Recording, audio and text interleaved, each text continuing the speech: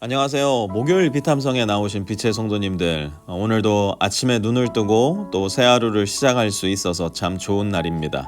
오늘도 함께 하나님의 말씀에 우리의 삶을 기대어 볼 수 있어서 참 감사한 날입니다. 이 좋은 날 감사한 마음으로 또 기대하는 마음으로 기도하고 우리 같이 말씀 공부 시작하겠습니다. 하나님 아버지 감사합니다. 우리에게 일용할 양식을 공급해 주시고 우리 영혼의 양식인 말씀으로 함께 해주셔서 감사합니다. 오늘 말씀이 우리 영혼 깊숙한 곳으로 내려갈 수 있도록 우리 안에 계신 성령님께서 일하여 주십시오. 사람의 언어와 말재주와 능력으로는 도저히 할 수 없는 우리 영혼의 깨우침이 성령의 능력으로 우리 안에서부터 울려 퍼지게 하여 주십시오. 예수님의 이름으로 기도합니다. 아멘. 오늘은 고린도전서 7장 13절에서 16절까지 말씀 함께 공부해 볼 텐데요. 먼저 이 말씀 여러분들 말씀 노트 왼편에 기록해 보시고요. 다 기록하고 나서 바로 함께 말씀 묵상 같이 해보도록 하겠습니다.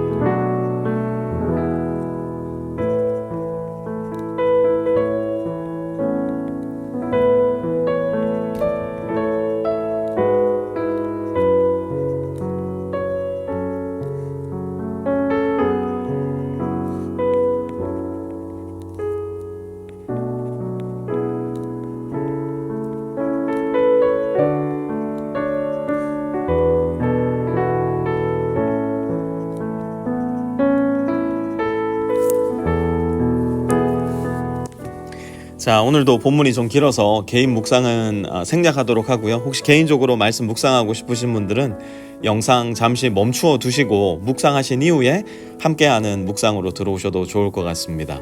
자, 먼저 오늘 본문은 항상 제가 말씀드리죠. 말씀을 읽고 해석하고 묵상할 때는 말씀의 컨텍스트를 보는 게 참 중요하다.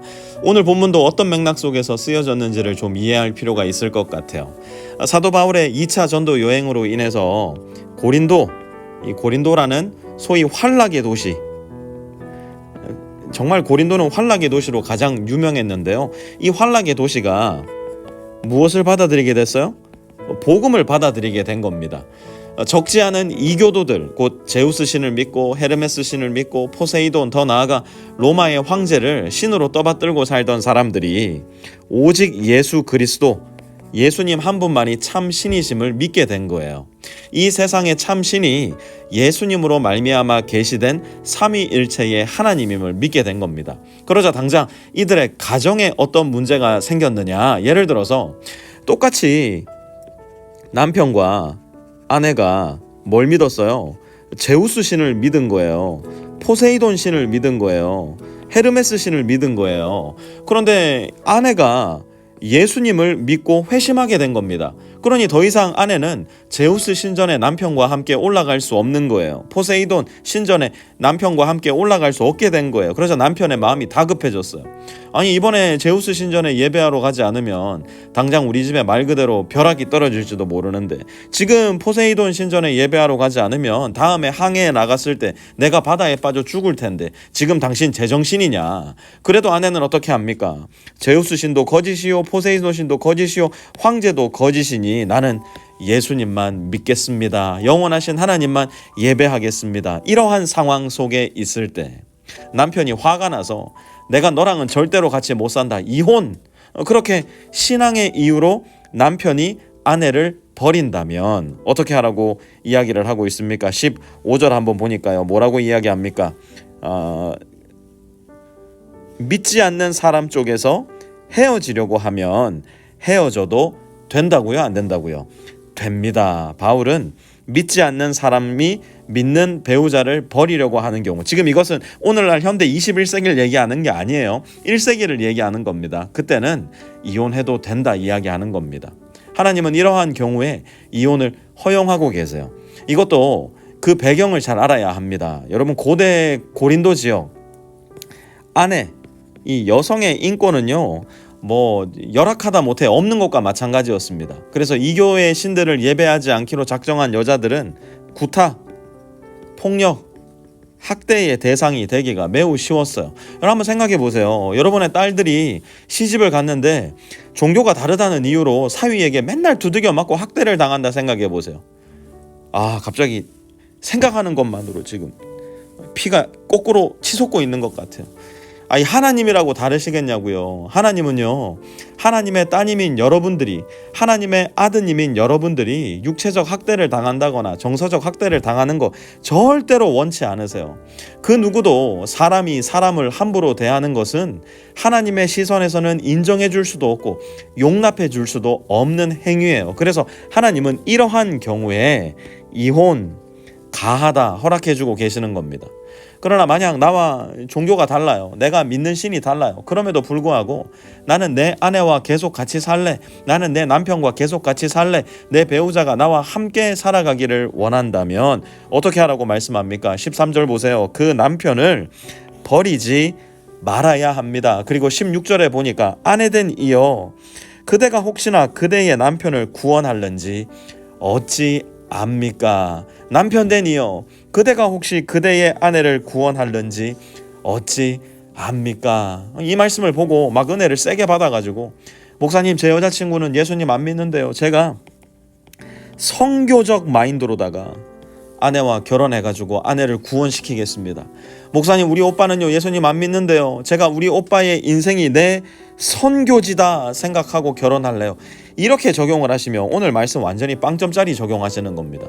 말씀드렸다시피 고린도전서는 남편과 아내 모두가 다 이교도들이었다가 예수님을 믿어 회심하게 된 사람들, 처음에는 전부 다 불신자 플러스 불신자였는데 하나님의 은혜로 불신자 플러스 신자가 된 경우, 이러한 경우의 이야기를 하고 있는 겁니다.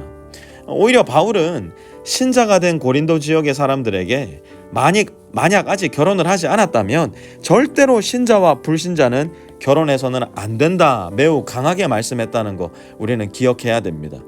나도 예수님 믿는 사람이고 내 아내도 예수님 믿는 사람이라 하더라도 여러분, 지지고 볶을 일이 있다 없다, 있는 정도가 아니라 엄청나게 많다. 그런데 내 삶의 왕이라 내가 고백하는 예수님을 내 배우자가 안 믿는 거예요.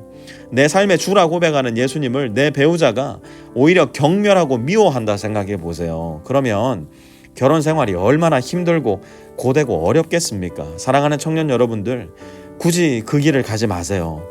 목사님, 난 이 사람 아니면 안 될 것 같은데요. 정말 어려운 일일 겁니다. 하지만 그분이 여전히 예수님을 믿지 않는다면 그 사람 아니어도 됩니다. 주님께서 예비하신 거룩하고 신실한 청년이 있어요. 그러니 니마 그 강을 건너지 마십시오. 지금은 보이지 않지만, 지금은 들리지도 않지만, 믿기지도 않지만 좋으신 우리의 하나님께서 영원 전부터 계획하시고 지금도 준비시키고 계신 그 사람을 기대하면서 믿음의 가정을 이루시기를, 꿈꾸시기를 부탁드립니다. 그리고 혹여라도 신앙의 다름으로 인해 이미 결혼했지만 고민하고 고통하며 기도하고 계신 분들이 있다면 저에게도 알려주십시오. 함께 기도하고 여러분들의 배우자를 허락만 해주신다면 시마다 때마다 찾아뵙고 식사하고 커피 마시고 대화하면서 하나님을 소개하겠습니다. 복음을 나누어 보겠습니다. 할 수 있는 모든 방법으로 예수님을 보여드리겠습니다. 누가 알겠습니까? 그대가 혹시나 그대의 남편을 구원할는지 누가 알겠습니까? 그대가 혹시나 그대의 아내를 구원할는지. 하나님, 참 어려운 말씀 이번 주 내내 공부하고 있습니다. 또 참 어려운 상황을 거치고 있는 청년들과 가정들도 빛의 교회에는 있습니다. 오늘 들은 하나님 말씀 의지하여서 포기해야 할 것들 과감하게 포기하게 하여 주시고, 버텨야 할 것들 버티게 하시고, 꿈꾸고 소망해야 할 것들 용기 있게 꿈꾸고 소망하게 하여 주십시오. 예수님의 이름으로 기도합니다. 아멘.